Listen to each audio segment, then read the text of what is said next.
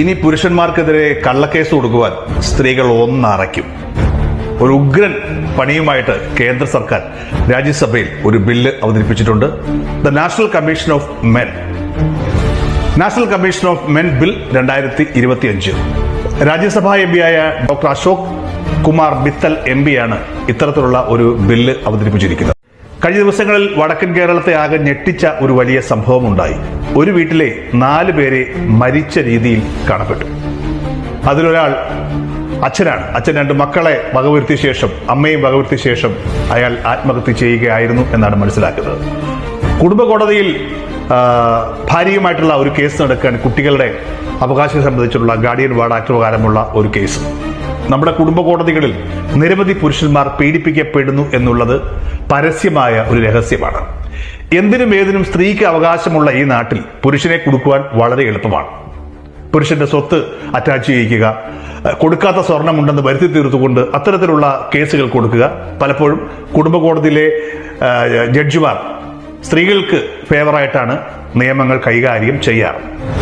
എന്നാൽ ഇതിനകത്തുള്ള ഒരു 70% കേസുകൾ പുരുഷന്മാരുടെ ഭാഗത്ത് നിന്ന് മിസ്റ്റേക്ക് ഉണ്ടെന്ന് തന്നെ ഉറപ്പിക്കാം. പക്ഷേ 30% ഇന്നസെന്റ് ആയ പുരുഷന്മാരെ ഒതുക്കുവാൻ സ്ത്രീകൾ കണ്ടെത്തിയിരിക്കുന്ന, അല്ലെങ്കിൽ സ്ത്രീകളുടെ കൂടെയുള്ള അഭിഭാഷകർ കണ്ടെത്തിയിരിക്കുന്ന മാർഗങ്ങളാണ് ഇത്തരത്തിലുള്ള കള്ളക്കേസുകൾ. സ്വന്തം ജോലി നഷ്ടപ്പെട്ട, കുടുംബം നഷ്ടപ്പെട്ട, മക്കൾ നഷ്ടപ്പെട്ട നിരവധി അച്ഛന്മാർ നമ്മുടെ നാട്ടിലുണ്ട്. ചില ആൾക്കാരൊക്കെ മദ്യത്തിൽ അഭയം തേടുന്നു.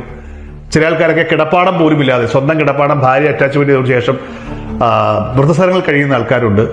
ആത്മഹത്യ ചെയ്യലേക്ക് പോകുന്ന ആൾക്കാരുണ്ട്. ഇവിടെ അത്തരത്തിലുള്ളൊരു സംഭവമാണ്. സ്വന്തം കുട്ടികൾ അമ്മയുടെ കൂടെ പോകാൻ താല്പര്യം പ്രകടിപ്പിക്കാത്ത അവസ്ഥയിൽ കോടതി വിധിച്ചു കുട്ടികൾ 2 പേരും അമ്മയുടെ കൂടെ പോകണം. ആ ഒരവസ്ഥയിൽ കുട്ടികൾ പോകില്ല എന്ന് പറഞ്ഞു.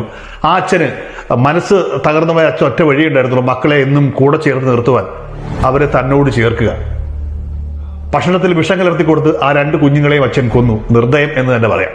അതിനുശേഷം അവരില്ലാത്ത ഈ ലോകത്ത് ഞാനും വേണ്ട, ഒപ്പം പ്രായമായ അമ്മയെ നോക്കുവാൻ മറ്റാരും ഉണ്ടാകില്ല തിരിച്ചറിവിൽ അമ്മയും അയാൾ വകവരുത്തി. അങ്ങനെ ഒരു കുടുംബത്തിലെ 4 പേർ ഇല്ലാതെയായി. ജനങ്ങളും മറ്റുമെല്ലാം വിരൽ ചൂടുന്നത് കുടുംബ കോടതിയിലേക്കാണ്. ഇത്തരത്തിൽ മനുഷ്യരഹത്യമില്ലാതെ സ്ത്രീകളെ മാത്രം കണക്കുകൂട്ടിക്കൊണ്ടുള്ള നിയമ രീതികൾ പലപ്പോഴും പല പുരുഷന്മാരുടെ ജീവിതം തകർക്കുന്നു എന്ന് ഇനിയെങ്കിലും കുടുംബ കോടതികൾ മനസ്സിലാക്കണം എന്നാണ് നമ്മുടെ സോഷ്യൽ മീഡിയ ഒക്കെ പറയുന്നത്. പക്ഷെ നിങ്ങളൊന്ന് മനസ്സിലാക്കണം, കുടുംബ കോടതി എന്ന് പറയുന്നത് കോടതി ഒരു മനുഷ്യനാണ്. അവിടെ ഇരിക്കുന്ന മനുഷ്യന്മാരും അഭിഭാഷകരും ഒക്കെ മനുഷ്യരാണ്. ദിവസം ഒരു കോടതിയിൽ തന്നെ 100-200 കേസുകളാണ് വന്നു കയറുന്നത്. യാന്ത്രികമായി പോവും. അവിടെ തെളിവിന് മാത്രമാണ് ആധാരം. അവിടെ ഇമോഷൻസുകളില്ല. അവിടെ ഇരിക്കുന്ന ജഡ്ജിക്ക് അളക്കുവാൻ കഴിയുകയില്ല ഇവിടെ ഇരിക്കുന്ന ഇമോഷൻസ് എന്താണ്, സത്യം എന്താണെന്ന്.